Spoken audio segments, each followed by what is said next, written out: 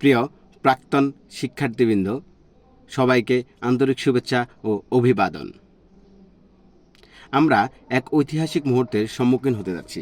আগামী ৩রা এপ্রিল ২০২৫ সালে অনুষ্ঠিত হতে যাচ্ছে আমাদের সকলের কাঙ্ক্ষিত ঠেকারহাট হাজী আহমদুল্লাহ উচ্চ বিদ্যালয়ের প্রথম প্রাক্তন পুনর্মিলনী অনুষ্ঠান। উক্ত অনুষ্ঠানের একজন অংশীজন হতে পেরে আমি অত্যন্ত আনন্দিত এবং গর্ব অনুভব করছি।